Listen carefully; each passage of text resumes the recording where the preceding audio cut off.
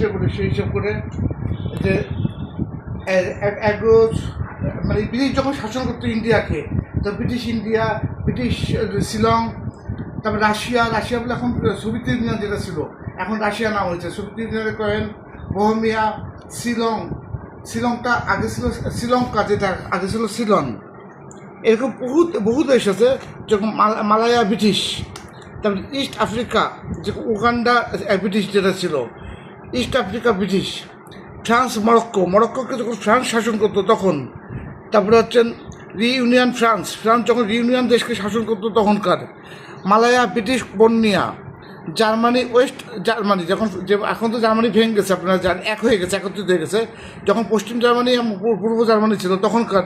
coin, Hejaz এটা হচ্ছে Saudi আরবের সাথে মাস্ট হয়ে গেছে, মানে একসাথে মিলে গেছে, ইউনিয়ন, এরকম আমার বহু দেশের কয়েন আছে, নোভা, রিপাবলিক অফ মাল্টা, তারপরে নেদারল্যান্ডস ইন্ডিক্স, তিব্বত,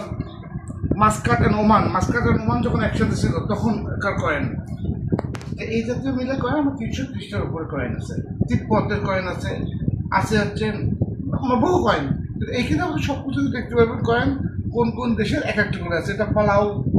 এটা কুয়েত, এটা হচ্ছে হলো কঙ্গো ডেমোক্রেটিক রিপাবলিক,